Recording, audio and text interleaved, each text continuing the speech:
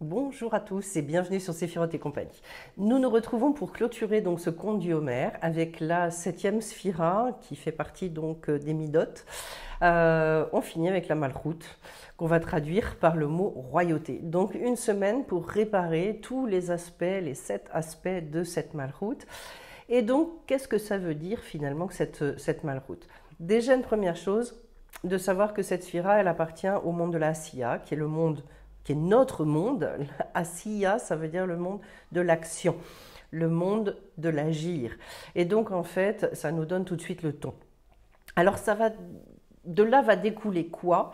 Eh bien, déjà, notre acceptation ou au contraire notre refus de l'incarnation. Est-ce que finalement nous sommes heureux d'être incarnés? Est-ce qu'on se dit j'ai quelque chose à faire? Est-ce qu'on a envie d'aller au bout de la mission qui nous est allouée? Est-ce que déjà on en a conscience? C'est une première question. Et donc, c'est toute notre relation au monde qui va se jouer au travers de la Malchoute. En sachant que ce n'est pas par hasard que le terme qui est choisi, c'est le terme de royauté. C'est-à-dire que très logiquement, un être humain devrait se sentir roi ou reine dans sa vie. C'est-à-dire avoir cette sensation qu'il peut influer, qu'il peut exercer sa volonté et que cette volonté, elle peut prendre corps, elle peut se réaliser dans la matière. Et là vont commencer à se poser énormément de questions, d'autant plus par rapport à, je dirais, la culture ambiante dans laquelle nous avons évolué, que ce soit une culture religieuse ou une culture sociale par ailleurs, puisqu'en fait, eh bien, tout notre rapport à la vie, il faut comprendre, est-ce que oui ou non, j'ai véritablement la sensation de pouvoir imprimer quelque chose, de pouvoir suivre ma volonté, réaliser mes projets, ou est-ce qu'au contraire, j'ai l'impression de tout le temps subir les choses, d'avoir une espèce de poids absolument énorme sur mes épaules? Alors là, au niveau des religions ou des spiritualités, eh bien, il y a une chose très très forte, que ce soit d'ailleurs dans des spiritualités plus asiatiques, les spiritualités de l'Est qui sont plus évanescentes, ou que ce soit dans des religions beaucoup plus proches de nous, eh bien, dans de nombreuses religions, on va considérer que l'être humain, finalement, n'a pas ce pouvoir et n'a pas été véritablement ou n'est pas partenaire avec le divin. Alors que justement, dans le judaïsme, il est question d'avoir et d'établir ce partenariat. C'est-à-dire qu'à un moment donné, Dieu, que moi j'appelle Hachem, donne le monde non pas comme un produit fini, et ça c'est un verset explicite qu'on retrouve dans la Genèse, mais comme une base à partir de laquelle l'homme va devoir continuer sa création. Dans certaines traductions, on peut voir parfaire, c'est-à-dire continuer à la faire avancer, à la faire évoluer. Et donc, le rôle de l'homme est tout à fait prégnant. Il a besoin de s'investir, il a besoin d'y croire, c'est un peu la base, pour finalement donner, je dirais, les bases d'une société dont il a véritablement envie.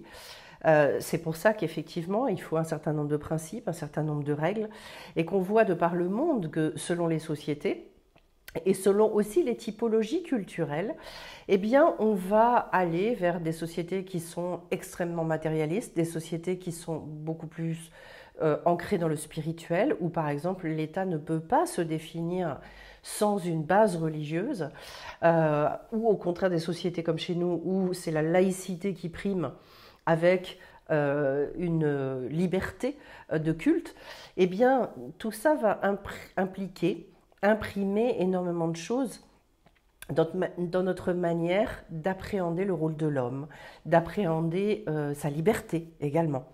Donc la Malchoute, c'est cette capacité que va avoir l'être humain à trouver véritablement sa place, à trouver ce pourquoi d'ailleurs il est venu sur Terre, va y croire, va continuer à espérer. Les questions que l'on se pose essentiellement avec cette sphira, ça va être justement jusqu'où est-ce que j'ai conscience de mon rôle? Pourquoi est-ce que je suis venu? Est-ce que j'ai développé une ambition par rapport à ça?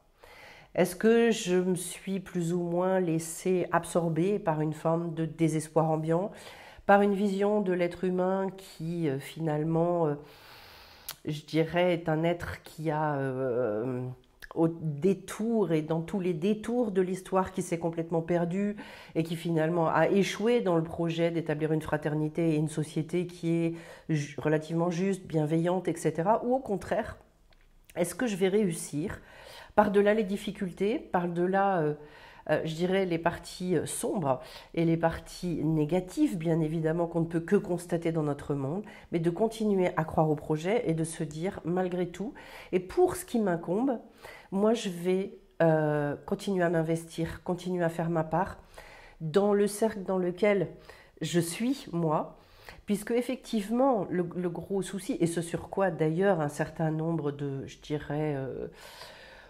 institutions, de dirigeants, peu importe, un certain nombre d'entre eux poussent l'être à cette désespérance. Parce que quand on est abreuvé de cette surinformation, on a tendance à être, je dirais, alourdi considérablement, à avoir déjà les bras ballants avant d'avoir commencé.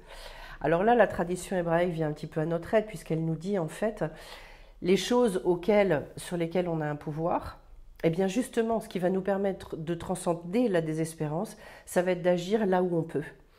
Et au contraire, je dirais, de mettre de côté pour ne pas se nourrir de justement toute cette part d'impuissance, parce que bien évidemment, comment est-ce que moi je peux comment m'investir pour certains pays du continent africain ou pour la pollution ou pour à partir du moment où j'ai une vie à mener et où je suis éloignée de ces problématiques, etc.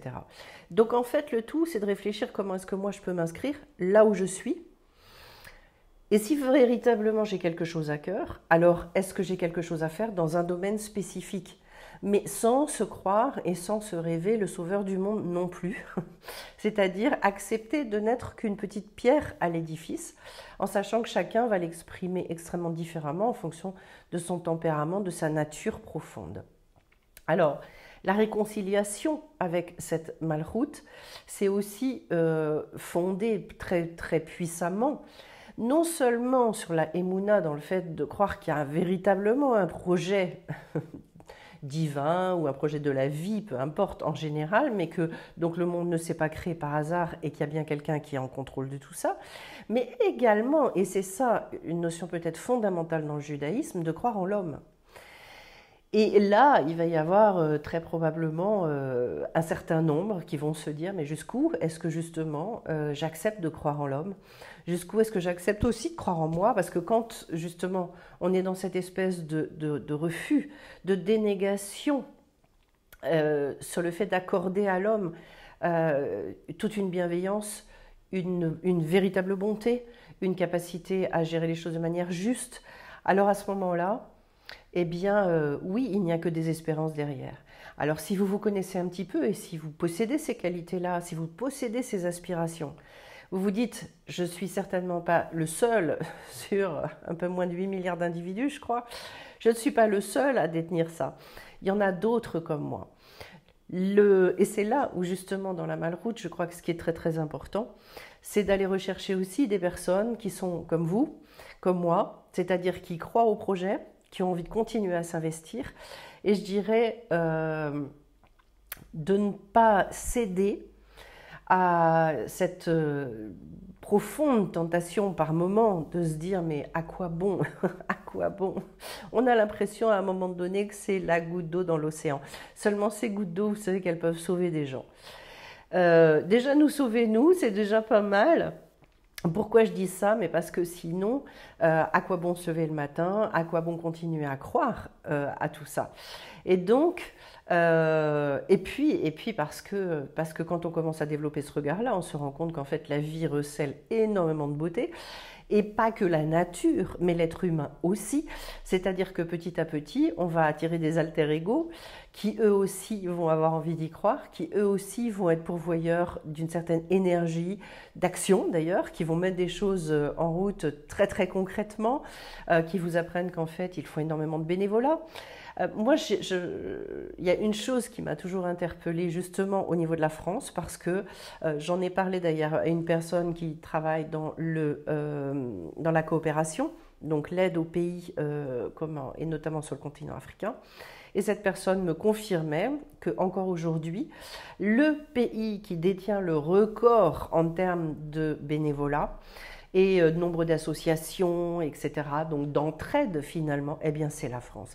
Alors si véritablement il n'y avait vraiment que de la négativité, que de l'égoïsme, que tout ce qu'on peut dire sur l'être humain, comment se fait-il que la France serait le pays en tête? C'est ce qui nous rend d'ailleurs extrêmement sympathiques, râleurs mais sympathiques, parce que finalement, et au-delà de nos découragements et au-delà de nos désespérances, il y a quelque chose qui ne meurt pas en nous, il y a une petite étincelle qui se dit, le peu que moi je peux donner, le peu que je peux offrir, eh bien ça me réjouit, ça me nourrit, et finalement oui, je suis là pour ça. Ça, c'est quelque chose pour moi qui est profondément réjouissant. En ce sens d'ailleurs, je me sens très très fière d'être française. Pas pour tout, mais pour ça sûrement. Parce que ça veut dire qu'il y a une considération aussi d'autrui et une envie de créer finalement plus de justice, plus de fraternité, une envie d'aller vers l'autre, malgré tout ce qu'on a traversé, malgré tout ce qu'on a connu, malgré toutes nos dissensions, nos différences, malgré parfois des découragements profonds, malgré également tout ce qui est transmis sur le plan politique, eh bien il y a un au-delà.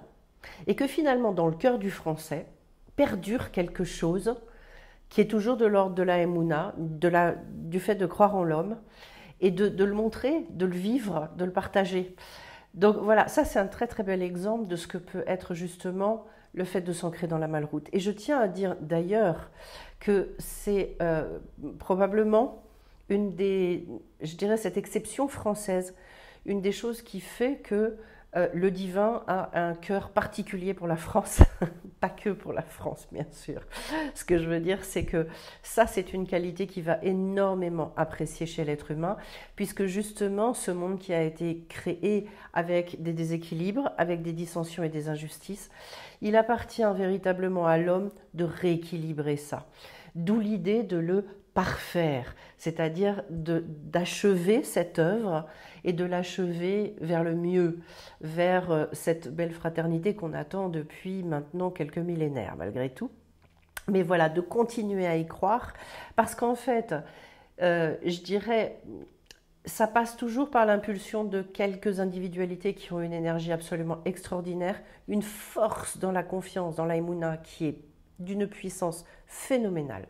Regardez par exemple, et je pense notamment à ce qu'a pu créer Coluche, le fait que ça perdure bien après sa mort montre que l'énergie de départ était une énergie qui transcendait même justement sa mort. C'est-à-dire que même après sa mort, cette énergie-là, elle continue à exister. Et on continue à parler des Restos du Cœur et on continue à les faire vivre. Ça continue à rassembler des gens. Ça veut dire quoi tout ça ? Ça veut dire que vous comprenez que l'être humain, il a beaucoup plus de pouvoir que ce qu'on peut nous raconter. Non seulement il a du pouvoir de son vivant, mais même après sa mort, il peut continuer à avoir un pouvoir qu'on ne soupçonne pas. C'est pour ça que les sages disent que certains morts sont vivants même après leur mort. C'est de ça dont ils parlent, ou au contraire, ils peuvent dire aussi que certains vivants sont morts de leur vivant. C'est-à-dire que quand on ne croit plus à rien, quand justement on ne s'inscrit plus dans cette malroute, qu'on n'agit plus, on ne répond plus présent à ça, alors ça veut dire qu'effectivement, malheureusement, on est déjà mort. Donc oui, on ne laissera pas un sourire impérissable dans ces cas-là après nous. Est-ce que vous comprenez à quel point je pense que cette étincelle-là doit être nourrie, doit être mise en avant, encouragée, aidée, soutenue, je dirais, et surtout montrer en exemple pour que cesse finalement uniquement ce côté plus râleur, on va dire. Et puis, juste et simplement le fait d'être dans la dénonciation. Il y a des personnes qui ont ce rôle-là, qui ont ce rôle d'informer et d'informer, mais très sérieusement, hein, on n'est pas là sur, je dirais, de la dénonciation dans le sens juste d'aller évacuer sa rage, sa colère contre plein de choses. Non, dans le sens aussi, et il y a des gens qui le font très bien, qui effectivement informent sur ce qui ne va pas, et en même temps qui ont une espèce d'énergie pour dire oui, mais on peut corriger ça, on peut faire telle ou telle chose, etc. Donc ils sont aussi force de proposition derrière. Voilà. Par rapport à cette malroute, en fait, ce qui va être très très important, c'est de se reconnecter à cette capacité intérieure d'insuffler une véritable volonté dans notre vie. Qu'est-ce que je veux? De croire à nos possibilités intérieures, de mettre en œuvre cette volonté. Et ça demande énormément d'efforts parce que on peut rêver de beaucoup de choses, mais ces rêves peuvent très très vite tourner à l'illusion à partir du moment où finalement nous ne concrétisons rien. La force de la malroute, c'est que le rêveur devient acteur, c'est que le rêveur, petit bout par petit bout, et même si au passage il est obligé d'abandonner la majeure partie de son rêve, peut avoir un côté d'abord immense, un côté parfait aussi, et face à la matière, il est obligé de relativiser, il est obligé, entre guillemets, de se contenter, de n'avoir qu'une petite partie du rêve, mais sachez qu'on peut commencer par une toute petite partie et que cette petite partie, elle peut prendre après une ampleur insoupçonnée. Donc que nous soyons tous finalement, en tant que rois, que reines de nos vies, que nous puissions tous semer des graines plus ou moins grandes, les voir parfois pousser durant notre vivant, parfois on ne voit pas grand-chose. C'est ce qu'on voit notamment chez les patriarches dans la Torah, c'est qu'en fait, ils ont été les promoteurs, les tout premiers initiateurs d'un projet qui les a complètement dépassés, mais ils ont commencé avec rien. Eux se sont contentés, entre guillemets, des promesses. Ils ont su que les promesses allaient se réaliser, ils ont cru, et finalement, ils se sont lancés. Et ils se sont lancés. À l'origine, quand on annonce à Abraham qu'Abraham va être le peuple d'une multitude de nations, Abraham a eu 2 enfants, 2 enfants, voilà. Et Hachem lui annonce que, eh bien, ses enfants vont être plus nombreux que les étoiles qu'il voit dans le ciel. Ça veut dire quoi? Ça veut dire aussi qu'on ne fait pas ça pour nous. C'est quelque chose de très important. C'est-à-dire que pour être un vrai roi, il y a une notion que je peux aborder aujourd'hui, c'est la notion de se mettre au service d'eux. À savoir que si on veut donner une grosse ampleur à ce qu'on met en place dans ce monde, on ne doit pas le faire pour nous, on ne doit pas le faire pour la reconnaissance, on ne doit pas le faire pour l'argent, on ne doit pas le faire pour... ça ne veut pas dire, ça ne veut pas dire qu'on ne peut pas gagner sa vie au travers de certaines choses qu'on peut mettre en place. Ce n'est pas ça que je suis en train de dire, mais que le but ultime, ça ne doit pas être de devenir riche. Ce sont 2 choses complètement différentes. Hein. Donc en fait, on n'est pas dans une... voilà, dans l'intention, il doit y avoir une intention qui, pour une part, est d'une gratuité extraordinaire. Et à partir de ce moment-là, on met une énergie qui est illimitée dans les choses que l'on met en œuvre. Et à partir du moment où on met une énergie illimitée alors ce que l'on est en train de semer, on ne peut pas deviner les proportions que ça peut prendre, même une fois qu'on ne sera plus là. Et c'est pour ça que cette notion-là, je ne peux pas résister. La notion de se mettre au service d'eux, elle est associée à la royauté. Alors la royauté, vous comprenez bien que c'est un terme générique pour parler de toutes les personnes qui sont en posture de diriger. Donc oui, les dirigeants, et des dirigeants dans tous les domaines, à partir du moment où on a un pouvoir et où on manage des gens autour de soi. Ça veut dire que plus on a de responsabilités, plus on a à gérer des gens autour de soi, et plus on devrait avoir développé la notion de se mettre au service des autres. Bon, c'est pas tout à fait les exemples que l'on a dans notre monde, certes, mais ça veut dire que nous avons essentiellement des mauvais dirigeants. Je le dis sans complexe, je pense que je ne suis pas en train d'apprendre et de faire une révolution chez vous. Ça signifie quoi? Ça signifie que si vous voulez faire les choses justement avec une intention de donner et qu'il y a vraiment dans ce don-là une part de gratuité, de générosité pure, ça veut dire que vous êtes extraordinairement, comment dire, normalement c'est vous qui devriez prendre ces places-là. Pourquoi? Parce qu'à ce moment-là, on sait, étant donné vos intentions, que vous serez les meilleurs dirigeants possibles. Voilà. D'ailleurs, et en règle générale, ces dirigeants-là, ils s'en fichent de la casquette de directeur. Ce n'est pas leur problème. La seule chose, c'est qu'ils ont besoin de ce pouvoir-là pour mettre en place, pour dire au monde tout ce qu'ils ont, tout ce dont le monde a besoin. et mobiliser des énergies, fédérer et permettre que ça advienne dans le concret. Voilà ce que je pouvais vous dire un petit peu sur la Malroute. Alors, ça va tous azimuts, hein. La Malroute, ça va concerner à la fois tout ce qu'on peut investir effectivement dans le travail. Donc, tout l'état d'esprit avec lequel je vais aller au travail, ça peut concerner aussi bien évidemment la famille. Il y a de toute façon un gros investissement à faire dans les familles, auprès des enfants, au sein du couple, mais également en amitié. Une véritable amitié, ça nécessite du temps, ça nécessite de prendre soin d'eux, d'être attentionné à, et pas toujours comme avec les enfants au moment où ça nous arrange, mais parfois sur des périodes de nos vies où on peut être surchargé, où on a d'autres choses à penser. Eh bien non, il faut faire un espace, il faut faire aussi une place pour l'autre, ce qui n'est pas toujours facile. Et donc voilà, la Malroute, c'est ça, c'est jusqu'où est-ce que finalement je vais être à la fois présent à moi-même, parce que c'est absolument primordial, mais également je vais être présent pour l'autre, et je vais avoir cette sensation justement de pouvoir être dans le don, dans le faire, l'action, mais également dans le fait de recevoir. C'est-à-dire que ça fait partie aussi des choses. Un roi, une reine, il reçoit aussi beaucoup de choses, il reçoit beaucoup d'aide, il a beaucoup de soutien, il a beaucoup de support. C'est tout ça la Malroute. Donc c'est très vaste. Voilà, c'est une vision, une petite partie de ce qu'on peut dire sur cette sphira.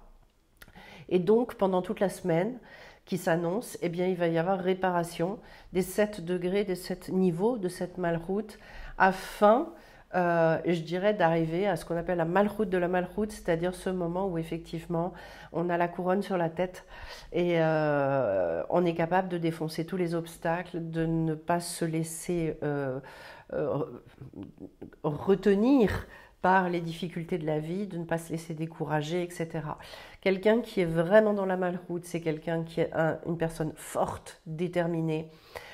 C'est pas pour rien que les 6 midotes qui sont au-dessus se déversent toutes dans la Malroute. C'est-à-dire que si vous regardez les midotes qui est au-dessus, eh bien en fait, il faut avoir ces 6 qualités-là pour être quelqu'un qui est capable d'être roi. Voilà. Voilà ce que je pouvais vous dire pour terminer, clôturer ce conte du Homère. J'espère que vous en profiterez bien. Et puis, je vous retrouve bien vite. Merci à ceux qui me laissent des commentaires, des likes. Je suis toujours très heureuse de vous lire, de vous répondre. Et je précise que si vous avez des questions spécifiques à poser sur la vie, à partir du moment où j'ai quelque chose à raconter sur le sujet, eh bien, n'hésitez pas à me les poser parce que j'y répondrai avec très grand plaisir. C'est aussi comme ça qu'on établit le lien par rapport à cette caméra qui, malgré tout, reste un obstacle, mais en même temps qui nous permet aussi de créer ce lien. Eh bien, je vous dis à bien vite sur la chaîne. Je vous embrasse tous. Plein de belles choses à vous. Au revoir.